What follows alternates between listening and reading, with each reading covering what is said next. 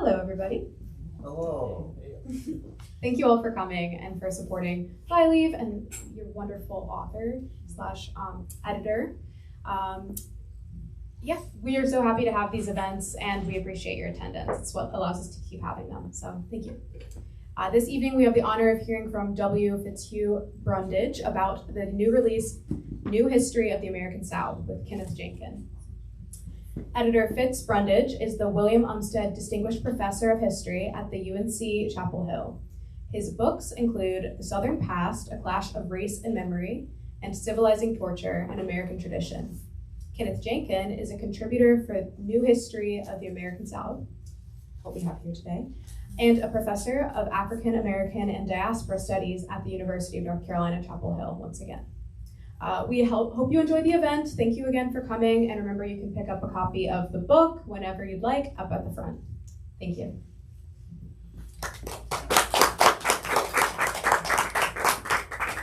I'm going to use this in the interest of the video that they're recording. But thank you all very much for coming. It's a nice, intimate audience. I know many of you, so I appreciate your taking the time to come. We thought tonight this evening, we would talk about the conception of the book, and then Kenneth will have an opportunity to talk in a little more detail about what he and others in related fields contributed to the volume, and then open it up for a conversation about what we learned about the South by writing this book. I thought I'd start out by offering a few words about the conception of this volume and why we thought it was worth writing. And to start with, I need to thank Chuck Grinch, editor extraordinaire at the University of North Carolina Press, who it's kind of humbling to remember how long ago it was that he came to me, but it was in 2004, I believe. He came to me and asked what I thought about trying to organize and edit a new history of the American South along the lines of a volume that he had edited, which if I remember right, he edited a history of the American West. It was written by a number of authors, or at least if that wasn't something he had edited, it was what he had in mind. And he and I talked about it, and I thought it sounded like an intriguing proposition. And then there were various things that got in the way of me taking up the task until, frankly, till 2015. And then in 2015, we started having conversations. That is, Chuck and I started having serious conversations about what would a new history of the South look like? How would it be different? What would we be doing that would make it an intriguing project? And to explain the volume, if you have a chance to read it, in some ways it's a conventional narrative history of the American South, but it's a conventional narrative history of the American South with 16 authors. And what we wanted to do that I think is different from what Chuck and I had first talked about was, both he and I agreed that we wanted it to be the result of an ensemble effort, that we wanted it to be the result of an intellectual conversation with the participants, the contributing authors. So instead of each author writing an essay, a standalone essay on, say, European contact and the settlement of the American South, followed by a chapter on the South in the 17th century, we wanted the authors to be writing, so to speak, collectively, sharing the work as they wrote it, in hopes that they would identify common themes that they all agreed were important and pull them through the narrative for the portions that they wrote, hand it off to the next author. So to think of a crude analogy for what we were doing, I think of it as sort of like those mysteries that are collectively written by, say, 10 great mystery writers, where one writes a chapter and hands it off to the next. And you have a lot of fun doing that because you inherit something and have to figure out, okay, what am I going to do with this? And that's the way we went about it. So the interesting consequence of that is it meant that the various parts of the volume had to be written sequentially in most cases, which contributes to how long it takes to produce a volume. But it also meant that authors who were writing about the 19th century had to think about what people were writing about, say, in the 17th century, and whether that would connect with what they were doing and how they would foreground it. So it did contribute to, I hope, a sense that there are narrative threads that you can follow throughout the volume from the beginning to end, even though it has 16 authors instead of 1 or 2. The other consequence of that is, I think, perhaps less so for those who wrote about the earliest history of the American South, but for those who wrote about the 19th and 20th century, I hope it generated some longue durée, some thoughts about the long continuities, discontinuities, disruptions in the South that might not have otherwise happened. The end result, I hope, is a volume that you could read without being aware that there were 16 different authors in any kind of jarring fashion. That you can read it as a narrative and not pay attention to 16 different authors. Or if you want to, and particularly say you're an academic historian who's interested in the perspectives of the individual authors, you'll be able to identify them when you read his or her chapter. But you don't have to be conscious of that as you read the whole work. So that's sort of the broadest conception of it. Now I will tell you one final observation. I want to bring Kenneth in. When we conceived of this, we were thinking of mid-career authors, but it took us so long to get the book done. Many of us are on the point of retirement by now. But the idea was also to capture, if you will, the ideas of scholars whose largest vision of the American South hadn't necessarily been widely spread yet. They weren't at the stage where everyone knew what they already had to say. So they were likely to be, rather than summarizing what they had done over the course of their career, in some ways they were projecting out from what they had already accomplished. But as I say, it took us a little longer to do than we might have expected. So all of them are now very well established scholars. But it's fair to say that many of them were gestating this work at an earlier stage in their careers.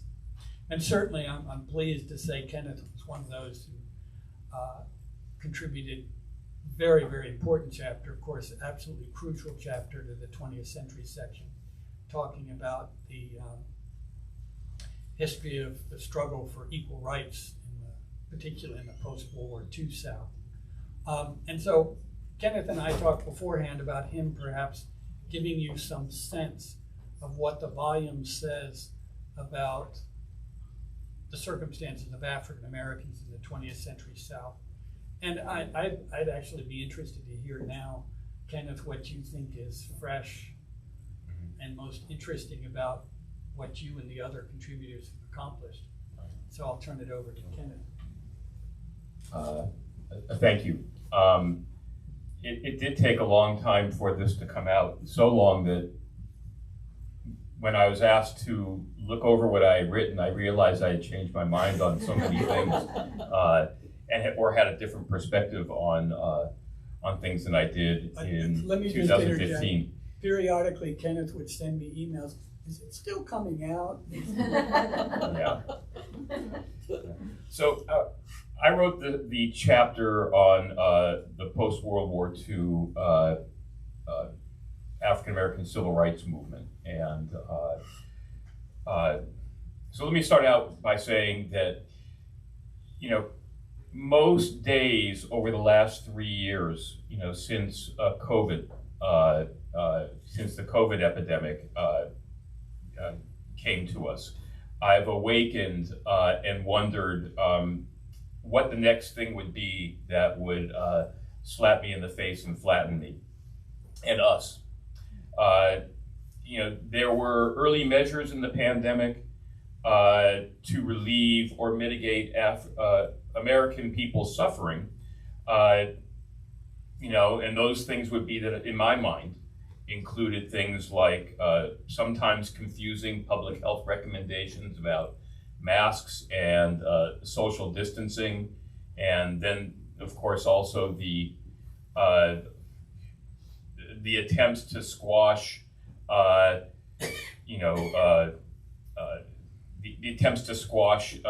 information about. I can't even remember what it's called. The horse medicine, ivermectin, things like that, or chlorine bleach. You could inject it into your veins. Or I also include in these efforts to relieve the suffering things like the limited time expansion of the social safety net and the availability of vaccines at public expense. But despite those types of things, I feel that the country has gotten, over the last 3 years, has gotten meaner and rougher. The very idea of public good is under attack. And, for those of you who follow, for example, what it goes on at the level of the University of North Carolina system, and what goes on at the level of the statewide Department of Public Instruction. The construction of education is one of, it's only good for an individual. The idea of a public good, the idea of education benefiting all of society, whether you're an adult or don't have kids in school, that gets tossed out, by the way, and gets replaced by, I saw this recent representative, I think from the Charlotte area, talking about we've now transitioned to the backpack model of education. So you'll get a certain amount of funding and you can spend it how you want. You can go to a public school, you can go to a private school, you can go to a sectarian religious institution. It doesn't matter, it's up to you. So the very idea of the public good is under attack. I mentioned this public school system.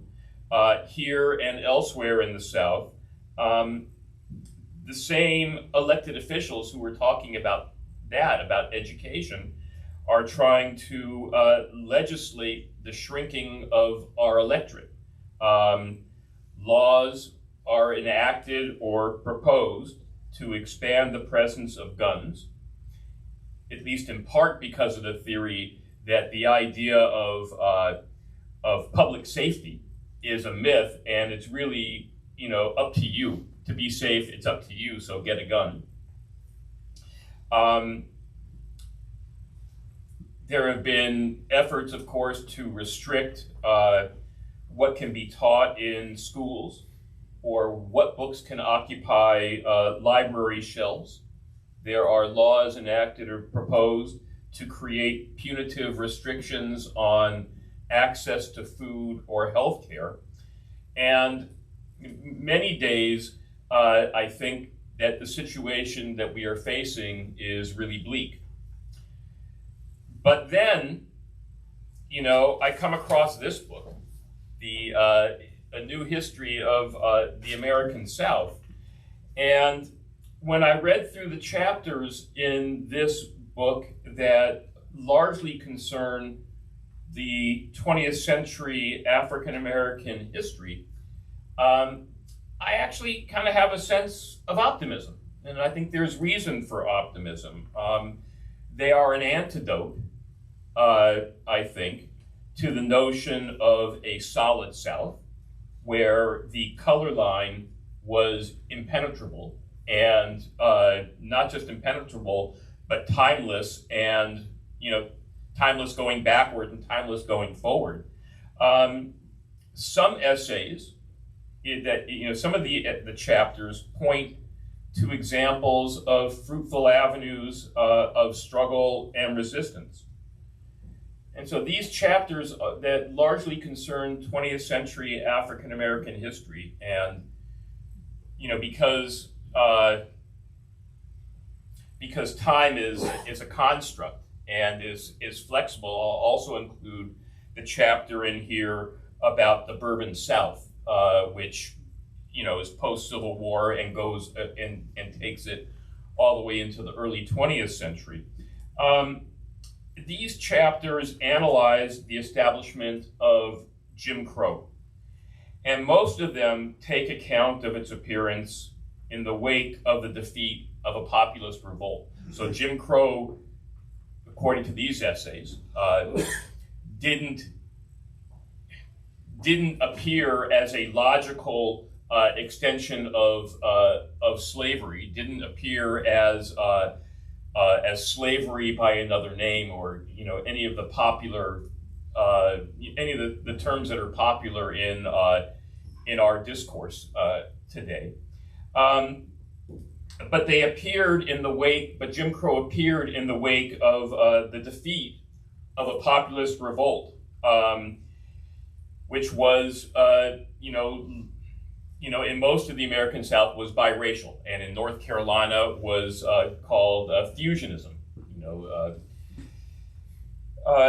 The wave of disfranchisement that followed that defeat of the populist revolt eliminated the arena of grassroots party politics by which African American workers and farmers met their white counterparts and encountered one another and formed some types of practical alliances that were of greater or shorter duration. What took the place of this populist revolt is explored in the chapters by Blair Kelly, Natalie Ring, and Carrie Fredrickson, all really excellent essays. Wallace Battle, who is explored by Blair Kelly in her chapter.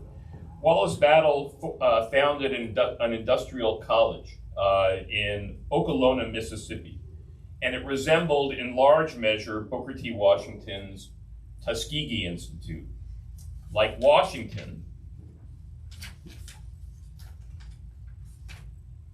Battle waged his campaign for education in a rather hostile climate, in which whites doubted the utility of education for African Americans and feared that an educated African American population would jeopardize the labor regime that was required for cotton cultivation.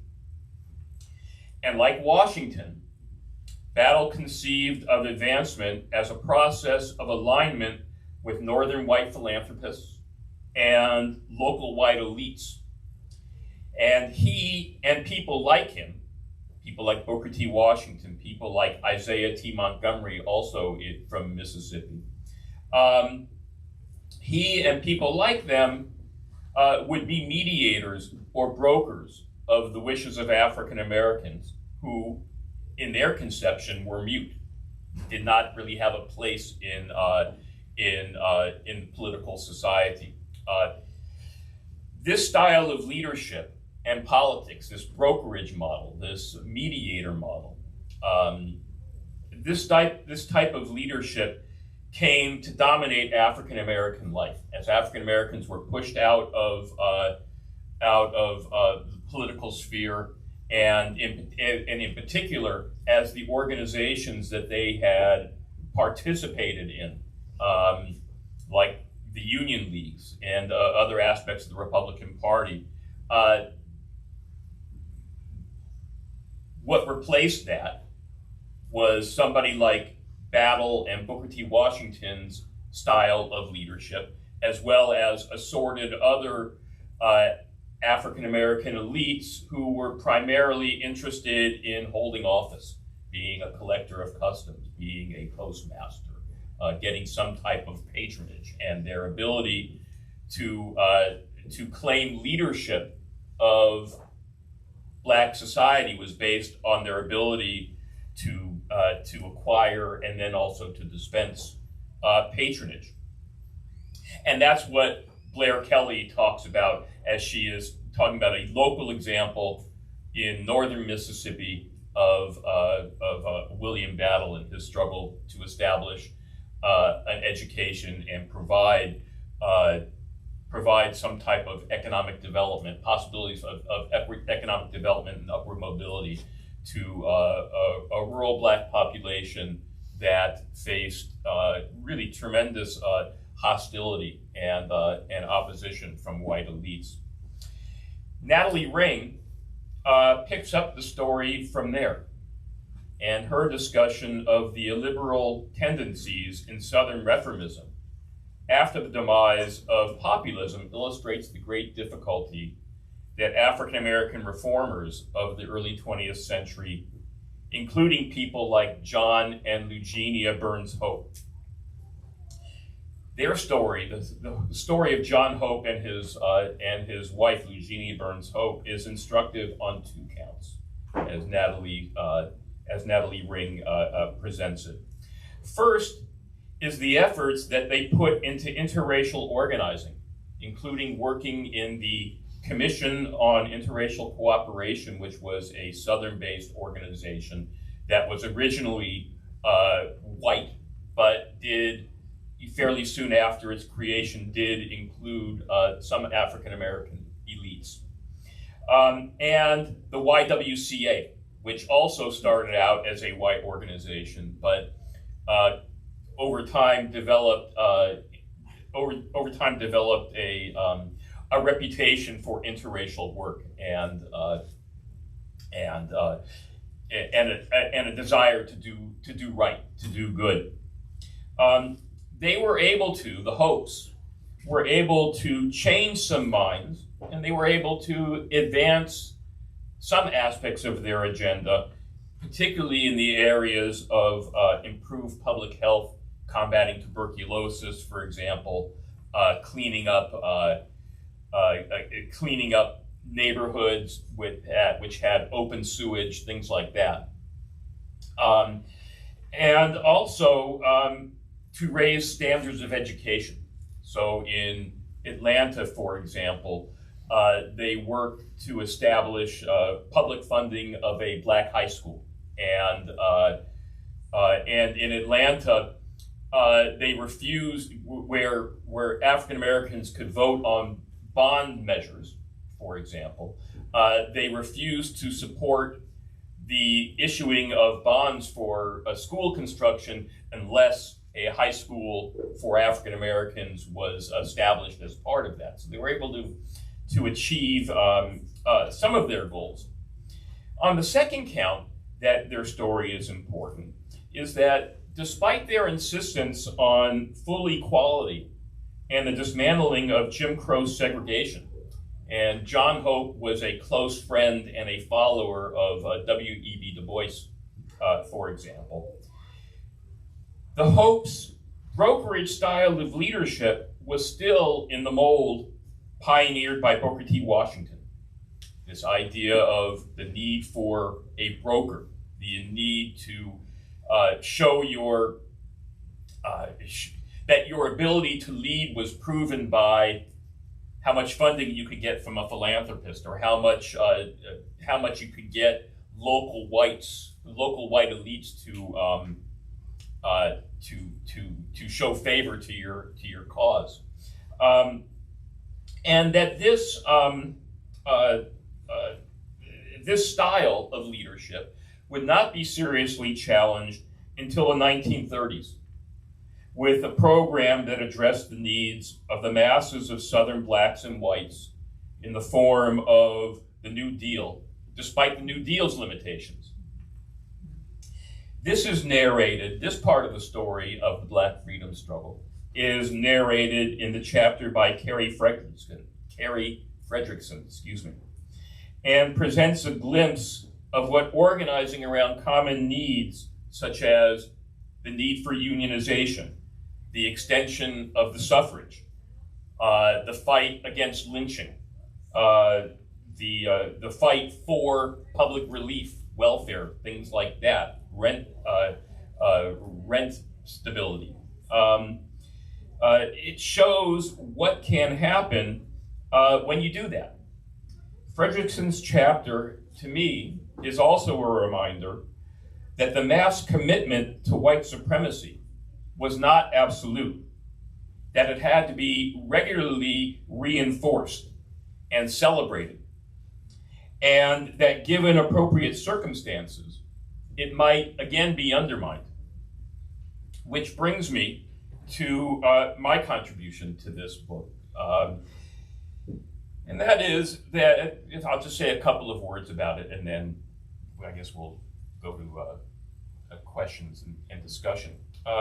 Jim Crow was substantially weakened by World War II, but it was destroyed by the post-war civil rights movement.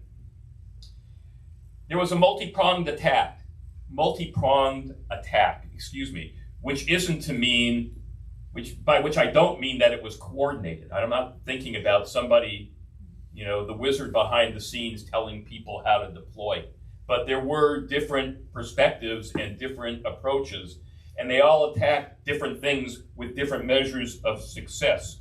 There was the Brown decision, and which of course led to the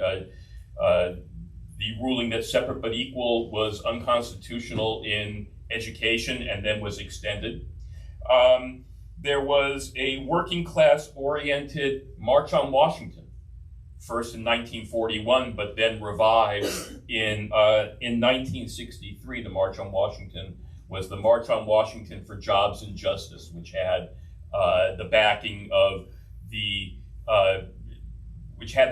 most of organized labor, including the powerful in the 1940s, the Brotherhood of Sleeping Car Porters.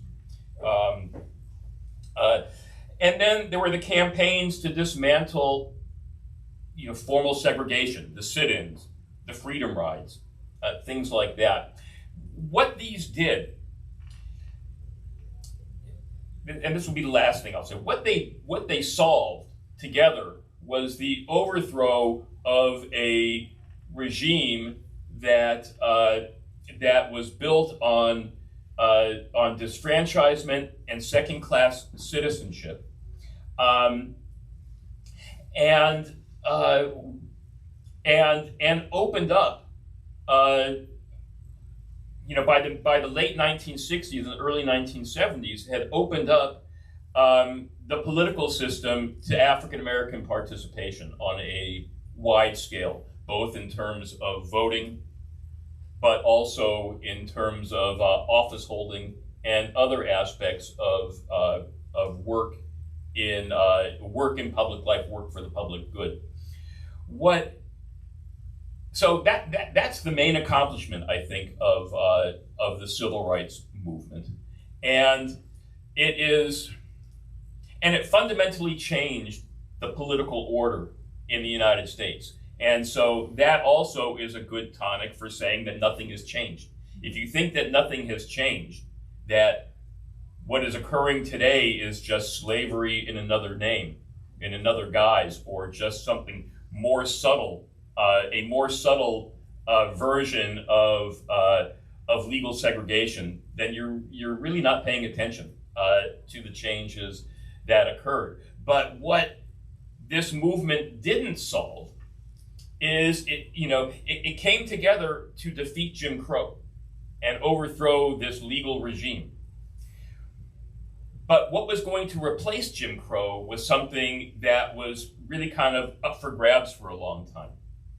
And there were different visions about that and different ideas about which way the country should go. And there were some people who thought that the ultimate prize was incorporation into a two-party system, and other people had a view that fundamentally there needed to be a commitment to redistribution and and enlarging the public good. So, when I started to review the essays that to prepare for tonight, I actually got a little bit more optimistic that there is that there are a lot of things out there that provide some hope. So I'll stop there. Let me just build on a few things before will definitely open it up and zoom out a little bit from what Kenneth just said. One of I think your point there about the ways in which the political order of the United States was profoundly changed. It's not just that Jim Crow was destroyed, but also the kind of political structures that Jim Crow made necessary. So, for example, the black model of the kind of brokerage politics you described, that's gone. And we see all over the United States mobilized black communities and black leaders of many, many of America's largest cities, including cities in which African Americans are not the majority of the population. That's a model of leadership that was literally not possible in the 1920s, 1930s, for a large number of reasons. One of the things I'd like to zoom out just to emphasize about the volume is that Kenneth has emphasized change. One of the things we don't do in the volume is we don't talk about continuity and discontinuity in Southern history the way it was long talked about, particularly by a very noted historian of the 20th century, I should say, historian of the 20th century, C. Van Woodward, who made was the provocateur, if you will, of an argument about whether Southern history was marked by a great discontinuity or continuity. One of the, I think, themes running throughout the volume is if I was forced to use that language, I would emphasize discontinuity in Southern history, but actually I would prefer to just emphasize upheaval. And I was recently teaching a course to a large number of undergraduates in which I emphasized that I don't think there's a region of the country that has had more upheaval in its history than the American South. And so much of what we think about the struggle of particularly Southern elites to retain control is precisely because at so many times their control was so tenuous. And so they're grasping particularly aggressively, if you will, precisely because if they don't, they're going to lose it. And as I do in the introduction, I suggest you just parachute yourself down every 50 years in Southern history. I don't care where you start, 1700. Parachute yourself down in 1700, then 1750, 1800, 1850, 1900, 1950. And you look around you, so to speak, at your historical landscape. If you do that, it's extraordinary how rapidly and how many times the American South has been transformed. So one thing, again, is we're talking about a dynamic South, a South that is constantly unfolding in ways as it is now, which gets me back to a point that if we were writing this book now, in 2023, I think it would look different in certain ways than it did when we started conceiving of it in 2016.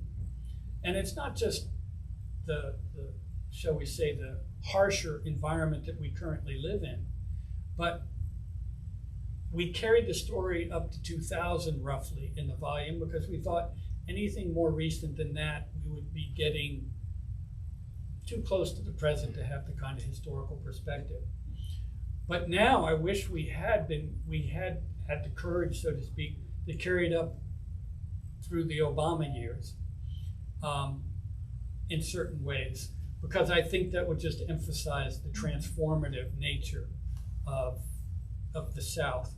I think the other point that before we open it up, is that, as Kenneth was suggesting, we're very conscious when crafting this volume of making sure that the history of Black people in the South was foregrounded throughout the volume. And that may seem obvious, but let me just offer one anecdote to illustrate how much the history of the South has changed. When C. Vann Woodward wrote perhaps the single most important contribution to Southern history, certainly of the 20th century, The Origins of the New South, he devoted less than 2 pages to the subject of lynching, subject about which I did early research, so I have a particular vantage point on that. No one writing a comparable work on that period of time today would devote so little space to white anti-black violence. But the world in which C. Vann Woodward was writing in, and from his vantage point, partially shaped by the violence of the 20th century, the violence that he had seen as someone going through World War II, he dismissed the scale of violence that was directed. It's not that he dismissed it, he just underestimated its significance. I don't think anyone would do that now. And that's in part, it's also the ways in which blacks fit into, for example, his scholarship. They're present, but usually as the subjects, I should say, as the objects of whites, not really as active participants. And so we made a very self-conscious effort to ensure that American Indians in the South and Black Americans in the South are integrated into the story as fully as possible. And I think what Kenneth was describing speaks to that, and the way in which it refines what we think about the American South. So let me leave it there, and I certainly want to give you all an opportunity to ask questions, offer comments, perspectives, anything. So I had a question about the trope of the New South, and thinking about it as a trope, just like the new Negro as a trope, which really arise about the same time. So I've traced back the new Negro trope to right after Grady's famous speech. And my question for you is as you're putting together this volume and you're thinking about that, how contested is the trope of the New South? And I'm really curious about African Americans claiming that trope, and especially given how racist it is when Grady conceives it, and the way he is, projecting this idea of, okay, it's new in terms of technology, but we're going to keep the same racial order. And so I'm just really kind of interested if you could talk more about the new and what gets designated new in this kind of fight over the, who terms what's new and what is termed a reversion.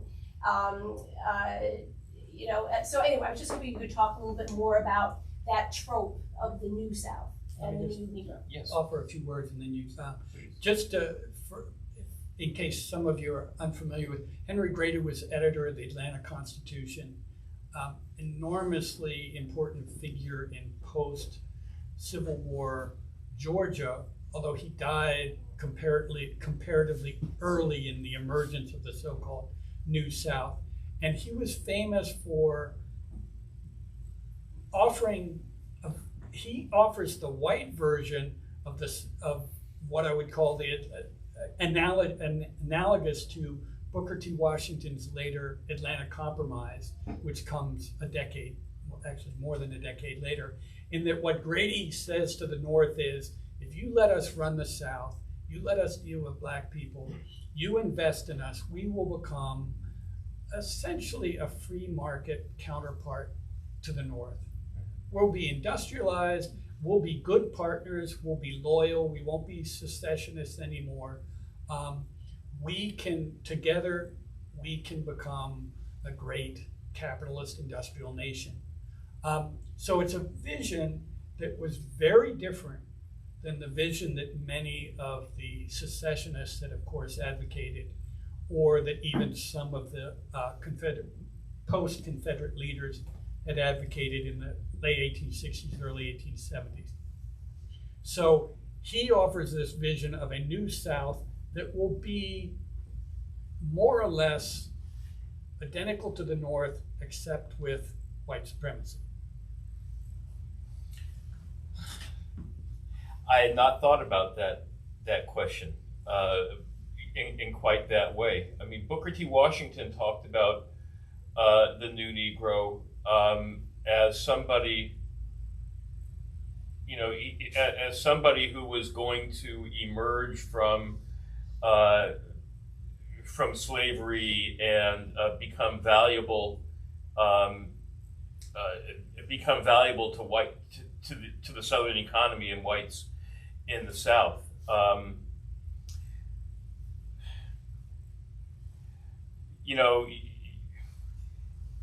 Usually when of course, when I think about the new Negro, I think primarily of it being a northern, a term describing the North that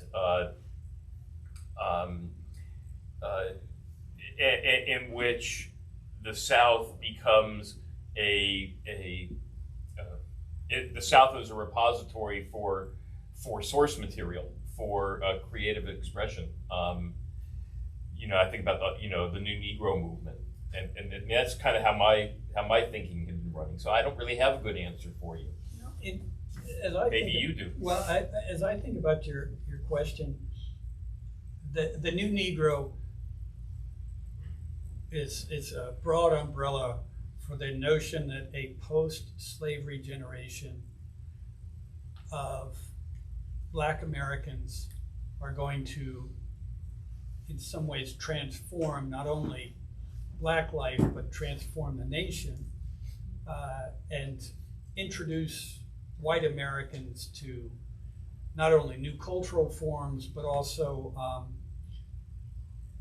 reintroduce them, so to speak, to Blacks who are no longer beholden or suppressed in the same way. So to my way of thinking, there's no way to reconcile the New South with a new Negro, in that the new Negro is inherently subversive to the New South, as Henry Grady viewed it.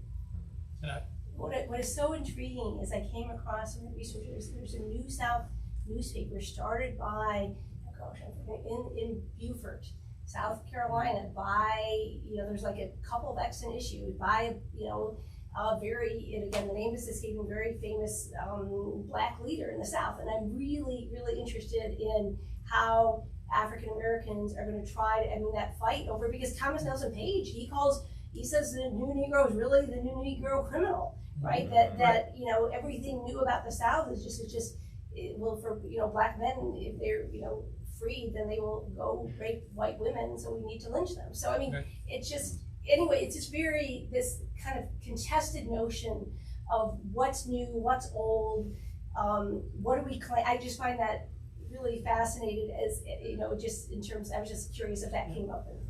No, it didn't come up as the way you're phrasing, but I think you're absolutely right that the ways in which tradition can be invoked in ways that the idea that Blacks on the plantation were kept in their appropriate place, they didn't engage in crime except for thievery, of course, they stole chickens, and the ways in which whites would think that was humorous. But then there were, of course, that long catalog of stories about the loyal Black slaves who protected the family silver, or the white women of the plantation when Union marauders came on the plantation. So that lore is mobilized to stigmatize the new Negro and what the new Negro represents. So I think you're absolutely right. Was the New South, was that anything to do with Robert Smalls? That I believe so, and I have to again. I can send it to you. There are about 2 extant issues, and I was fascinated by it. But in those extant issues, I did not find mention of the new Negro in those issues. But of course, the new Negro comes from the New South. It's right after. The first instance I found was 1887, where they're drawing, very explicitly from New South. As a way of claiming and fighting back against, you say this is the New South, well, it really isn't, right? So, well, just to add something else in for perspective here, at the same time that this idea of a new Negro is emerging, there are, of course, also whites who are trying to use census data and other evidence to argue that blacks are actually going to disappear as a population in the United States, much like American Indians were disappearing according to the white logic. The idea that these were races that couldn't survive in competition with whites, and so it's just a matter of time, either race war or else Darwinism was going to crush the black population. So the idea of a new Negro is actually of, a kind of muscular, not to gender it, but it's nevertheless a kind of bold statement that actually black people are going to survive and actually thrive, which again, thriving black people was not what Henry Brady was particularly concerned with. Thriving black sharecroppers, that's fine, but not black independent farmers, etc. When I think of Southern history, it's inevitably seen through the prism of race, but I'm curious whether your book also looks at other attributes of Southernism, if there are any, such as rural religion, individuality, the hyper-individuality, and that sort of thing. Is that a theme that parallels this other discussion? Well, that gets me to another just observation I'll make. As we work through the volume, we never identified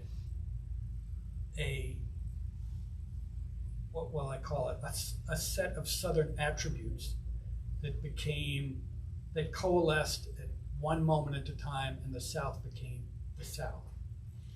So when I was talking about the kind of upheaval in the South, it seems to me that what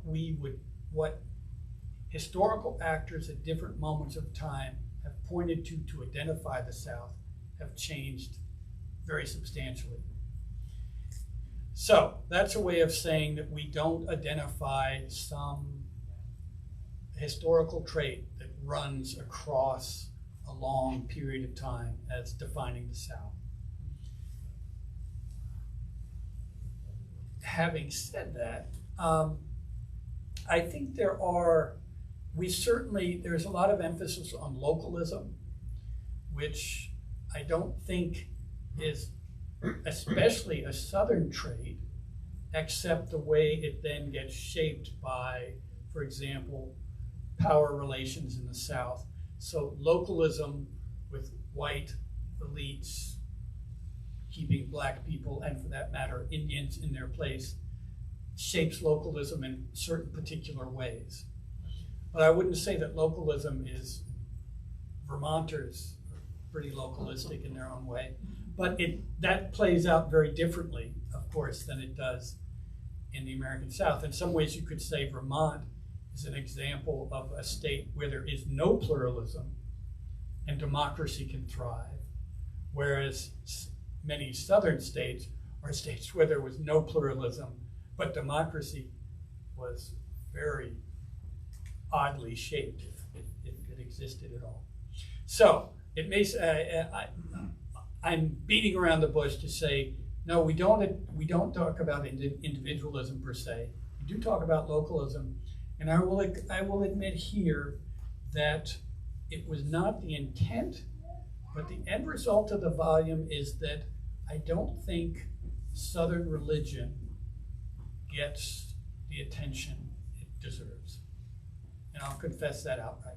And that's just the interesting way in which the scholars who are recruited chose to take the story. It's present in the pre-1900 section, very definitely present. And it crops up in various ways elsewhere, but it is not as prominent as I'm sure some people would like it to be, and prominent as some people will expect it to be. I don't have much to add to that, but to your point about those different characteristics, while they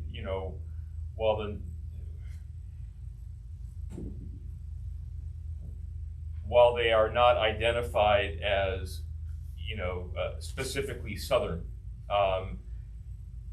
they are marshaled as they are marshaled to help explain why the South took the road it did. So, for example, discussions about opposition to certain aspects of the New Deal, had a lot.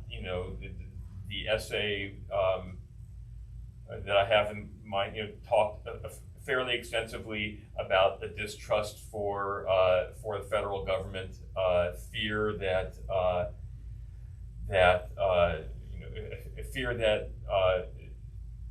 that government federal mandates would take away autonomy. I mean, so they certainly are talked about, but they're not identified as specifically, that they're not identified as specifically Southern traits that nobody else has. So. And picking up on what Kenneth just said about the New Deal, Carrie Frederickson uses the Bankhead family very prominently to discuss that, partially because she knows the Bankhead family better than any other scholar I know of, but it's also because the Bankhead family are a really interesting example of a very prominent Alabama political dynasty of the 20th century, and also Tallulah Bankhead, of course, is a member of that family. But in any case, they're a very interesting family because on the one hand, they are confirmed, dedicated white supremacists, absolutely did nothing to challenge white supremacy and did everything they could to perpetuate it. They were deeply opposed to the federal government doing anything to destabilize white power in the South, and yet the Bankheads were some of the architects of the New Deal and of the modern 20th century state. So they were more than, we know how this works. When Florida has a hurricane, Florida governors want money from the federal government. When New York gets hit by a hurricane, people from Florida are like, why are you giving money to New Jersey and New York? Or I should say governors. That was exactly what these the Bankheads were doing. They wanted federal largesse when it could be filtered through the power structures that existed. When it challenged that power structure, then they were much less accepted. So, just to add one other wrinkle to that. So, that particular chapter talks about John Bankhead, his championing a Homestead Act. That's probably not using the right word, but to help white tenant farmers become farm owners. And that was a federal program that he devised and pushed. And the way he pitched it was, we have a big problem here with increasing destitution among white sharecroppers. We need to provide a way to move them into farm ownership. And he did it in such a way that he pitched it in such a way that it would exclude African American sharecroppers from as beneficiaries of the program. It ran into trouble, however, by other Southern politicians who felt that was doing too much, that was government overreach, and that people really ought to sink or swim by themselves. So even there, that was it. His status as an architect of the New Deal was not uncontested by people who arguably were equally as racist.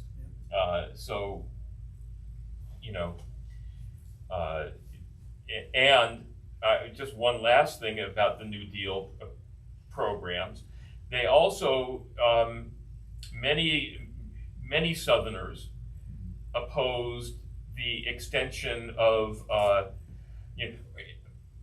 many Southerners opposed the inclusion, of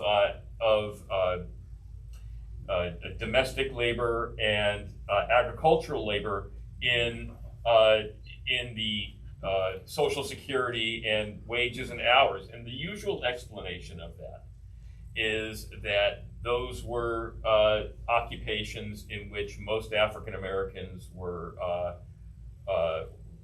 in. But in fact, the majority of sharecroppers were white. And so I think the reason for that opposition lies elsewhere. It doesn't mean that the opponents were not racist, but I think the reason the large planters not wanting the extra regulatory burden, not wanting the oversight, is something that what I learned from that was that it's important to historicize things. It's important to look at the actual circumstances and not make assumptions about some timeless characteristic. So, I'm curious what your if you could comment briefly on public instruction of history in North Carolina at this moment, and what your learnings and what your sharings in this book could be used to somehow educate our General Assembly or Department of Public Instruction.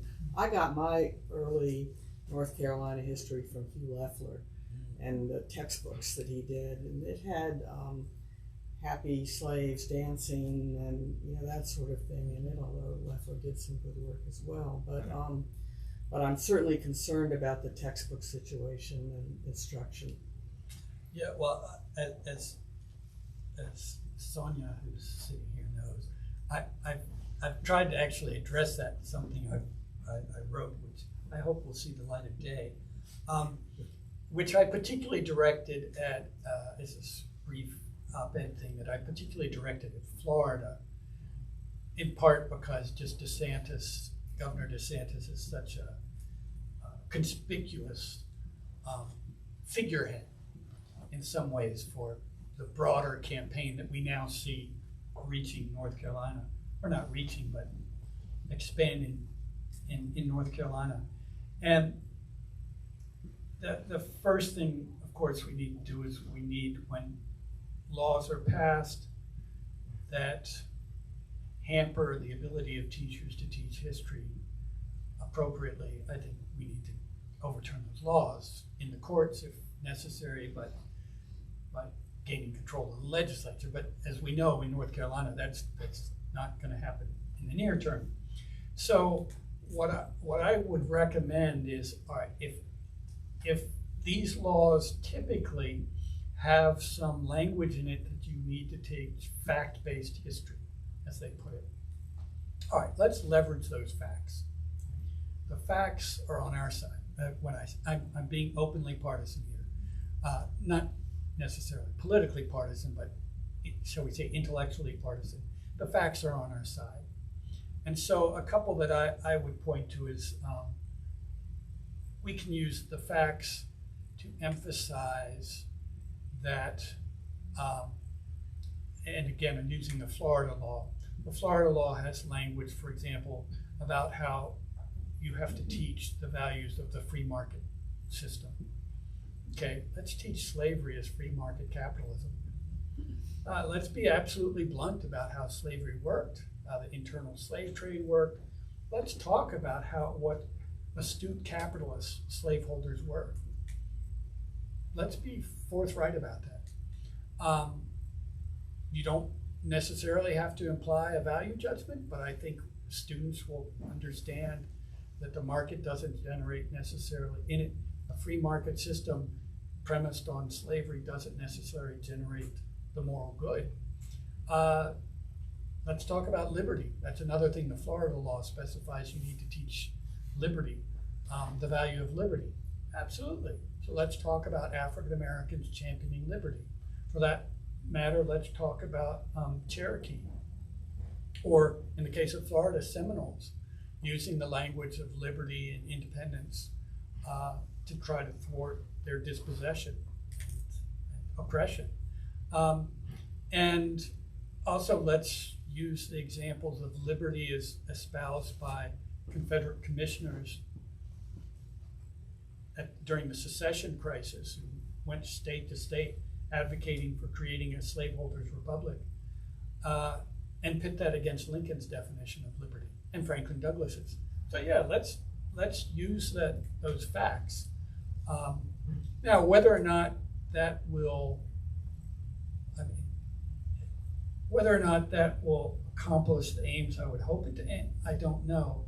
The other challenge, of course, is to do that while trying to navigate through advanced placement U.S. history tests, which with their particular constraints, so that it's not just what the legislature is doing, it's also a test-driven educational process that I think poses real challenges. Yeah. Well, I hope your book will be useful in that effort. Well, I do hope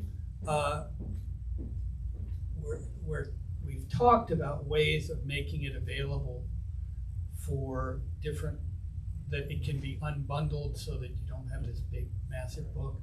It can be unbundled and made available to school audiences, and let's hope.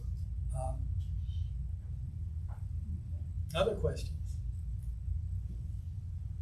I have to say that's my son Armistead. So. I was going to ask. So you talked about how you didn't really focus on continuities or a solid sort of something uniquely Southern or something.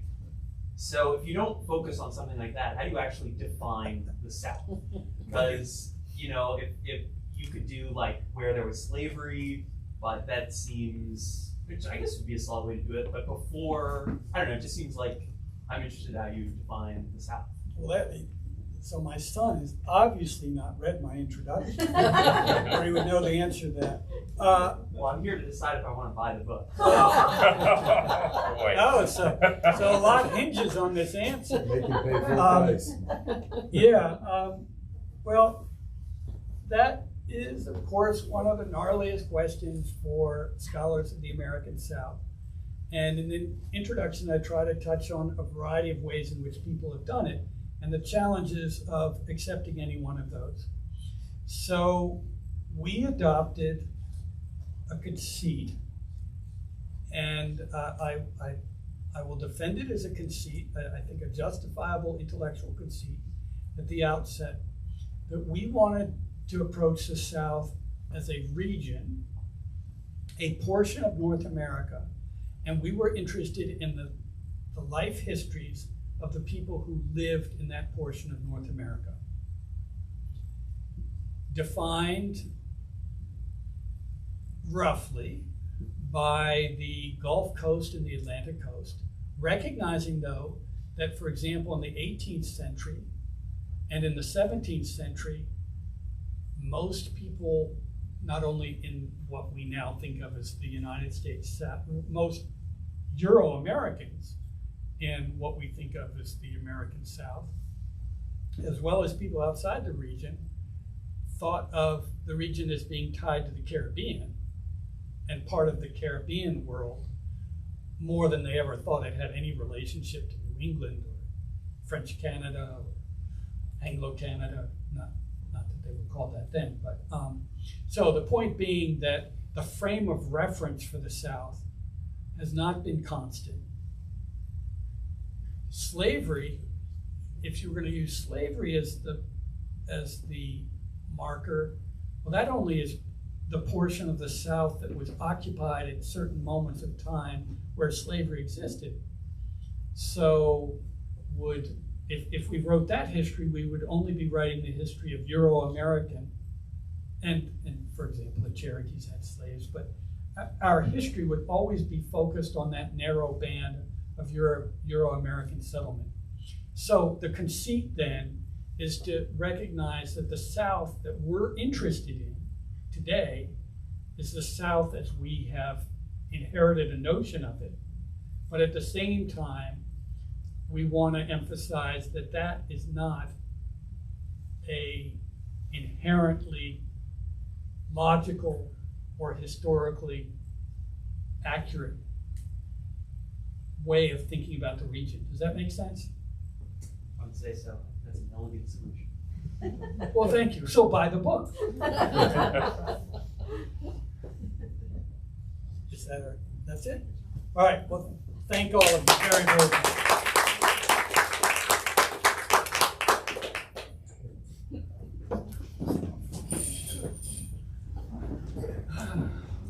So you're going to buy it now? Thank you very, very much. Thank you. I'm kind of counting on my free copy. Uh, Surely you get them by the bushel. No, I only have one. Thanks. Well, thank you. Thank you very much for coming.